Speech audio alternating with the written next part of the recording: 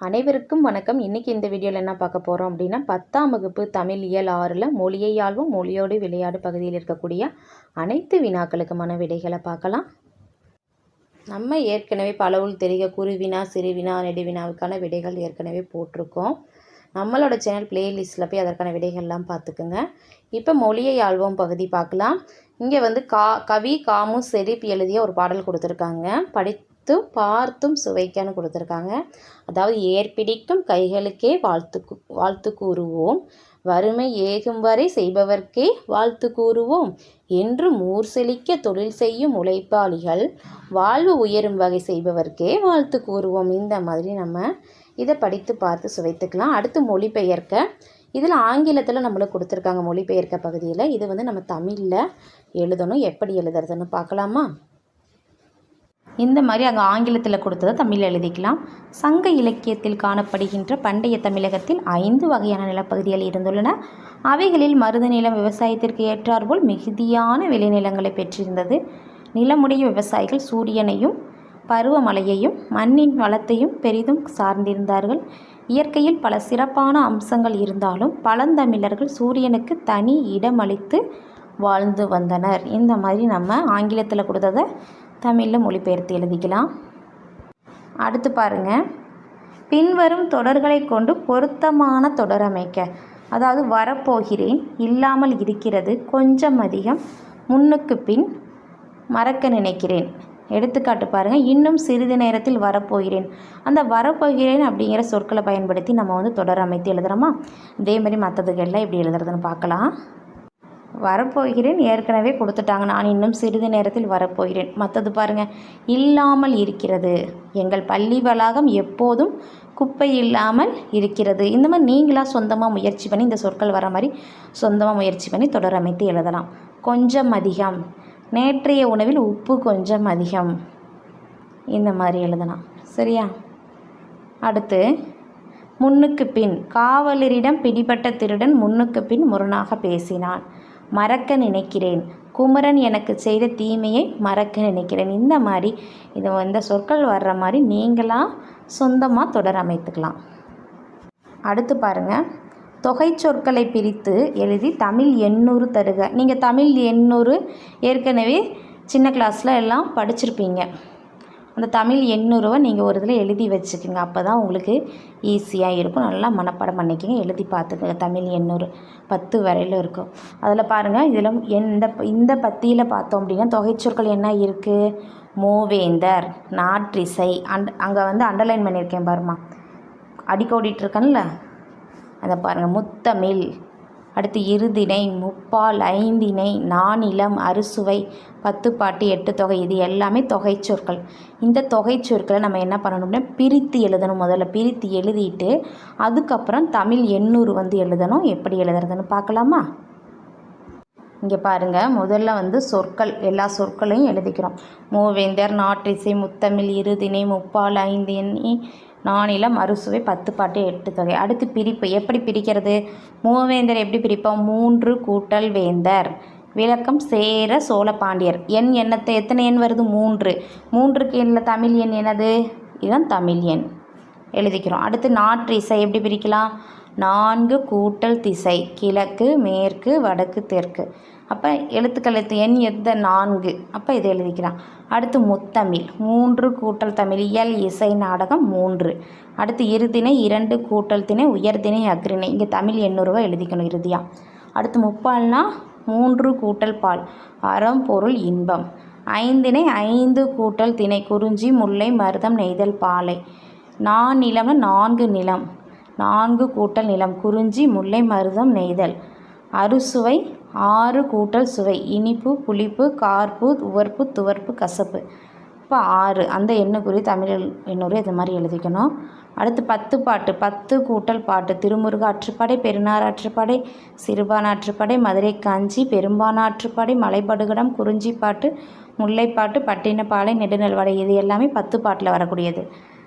அப்போ எழுதிக்கணும். அடுத்து 8 தொகைனா 8 கூட்டல் தொகை. 8 தொகை என்னது? நற்றிணை, குறுந்தொகை, ஐங்குறுநூறு, பரிபாடல், 10 கலித்தொகை, அகநானூறு, புறநானூறு. இது எல்லாமே 8 தொகையில் வர்றது. அப்போ 8ன்னு எண்ணுக்குரிய தமிழன் எழுதிக்கணும். இந்த மாதிரி எழுதிக்கலாம். சரியா? அடுத்து கடிதம் எழுதுக. நாளிதழ் ஒன்றின் பொங்கல் மலரில் உழவுத் தொழிலுக்கு வந்தனை செய்வோம் என்ற உங்கள் கட்டுரையை வெளியிட வேண்டி அந்நாளிதழ் ஆசிரியருக்கு கடிதம் எழுதுகன்றிருக்கு. இதற்கான விடை பார்க்கலாம்.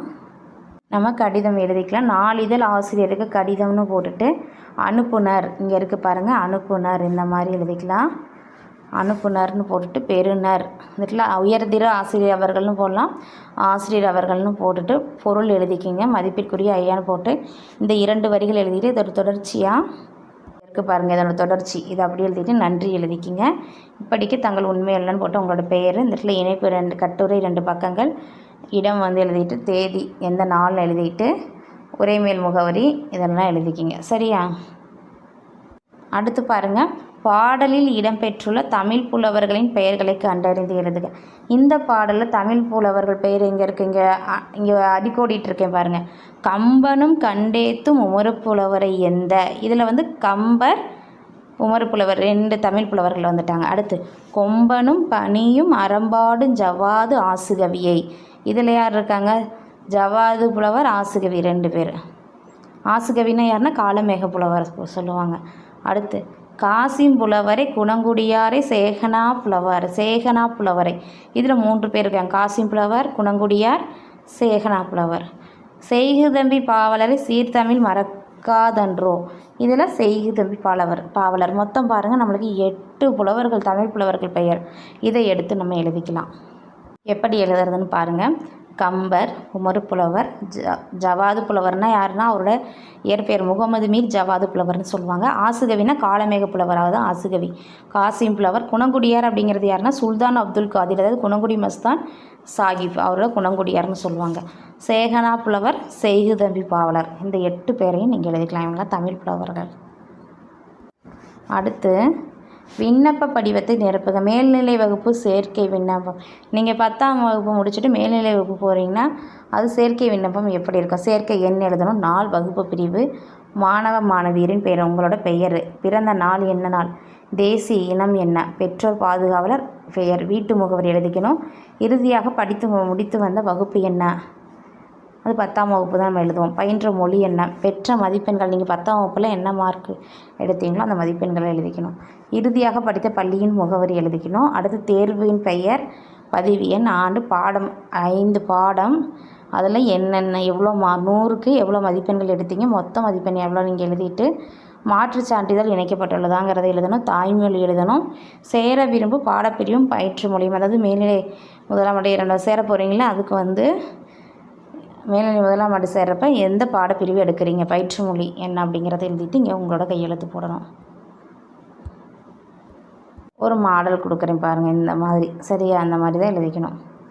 இது ஒரு மாடல் தான்.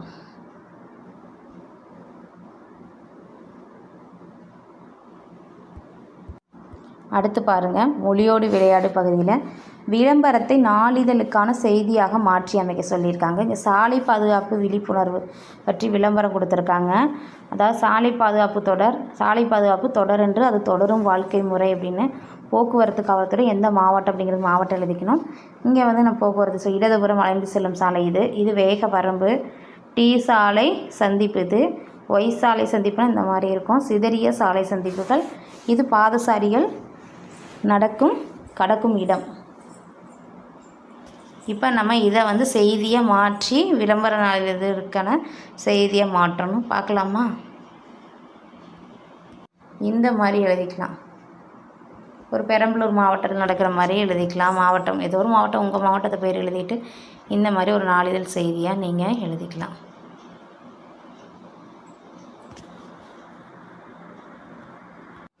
அடுத்து பாருங்கள், கீழ்காணும் நாள்காட்டியில் புதன்கிழமையை 1ஆம் தேதியாக கொண்டு தமிழெண்களால் நிரப்புக. நம்ம ஏற்கனவே தமிழெண்கள் படிச்சிருக்கோம். அந்த தமிழெண்களால் புதன்கிழமை ஆல்ரெடி ஏற்கனவே கொடுத்துட்டாங்க.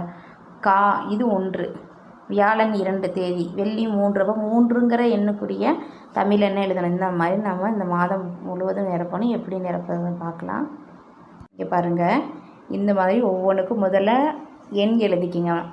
தேதி எழுதிட்டிங்கன்னா 31 நாட்கள் தேதி எழுதிட்டு அதுக்கப்புறம் தமிழெண்கள், அது எண்ணுக்குரிய தமிழெண்களை நீங்கள் எழுதலாம் இந்த மாதிரி. சரியா? அடுத்து தொடரை படித்து விடையை தேர்ந்தெடுத்து எழுதுக.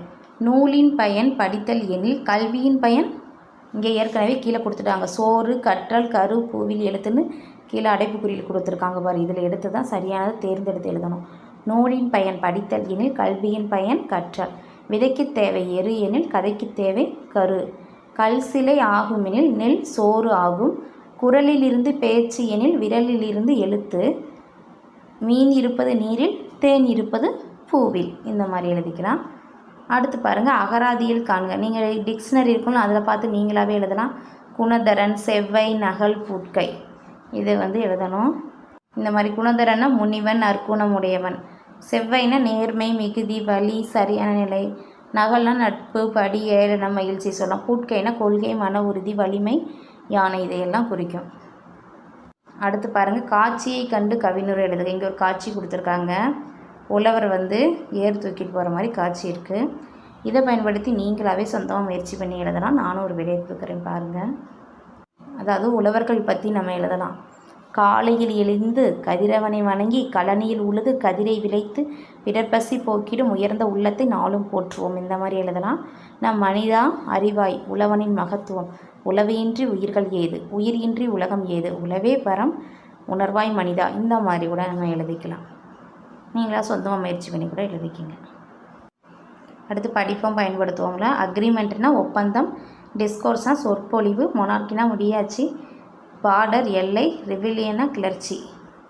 அடுத்து நிற்க அதற்கு தகவலை பாருங்கள். அரசால் நிறுவப்படும் கட்டடங்களிலும் சிலைகளிலும் நிறுவியவர் பெயர், நிறுவப்பட்ட காலம், நோக்கம் சார்ந்த பிற செய்திகளும் தாங்கிய கல்வெட்டுக்களை பார்த்திருப்பீர்கள். இவை நமது இன்றைய வரலாற்றை புலப்படுத்துபவை. அதுபோலவே கோவில்களிலும் பழமையான நினைவுச் சின்னங்களிலும் கட்டியவர்கள் பெயர்களும் வரலாறும் இடம்பெற்றிருக்கும். அவை நம் பழம்பெருமையையும் வரலாற்றையும் அறியச் செய்யும் அரிய ஆவணங்கள் என்று அறிவீர்கள் தானே. இவற்றை பராமரிக்கவும் பாதுகாக்கவும் உங்களால் இயன்ற செயல்கள். அதாவது நீங்கள் அந்த கல்வெட்டுக்களை பாதுகாக்க நீங்கள் என்ன பராமரிக்கிறதுக்கு என்ன செய்வீங்க அப்படிங்கிறது அந்த கட்டத்தில் எழுதணும். ஏற்கனவே 3 விடை கொடுத்துட்டாங்க. மீதியை நீங்களாக நிரப்பணும். இந்த மாதிரி எழுதிக்கலாம். அதாவது கல்வெட்டுக்களை சேதப்படுத்த அனுமதிக்க மாட்டேன். கல்வெட்டுக்கள் கூறும் மன்னர்களின் வரலாற்றை அறிய செய்வேன். கல்வெட்டுக்களின் முக்கியத்துவத்தை அனைவருக்கும் உணர்த்துவேன். இந்த மாதிரி ஏற்கனவே 3 கொடுத்துட்டாங்க. இந்த மாதிரி எழுதிக்கலாம்.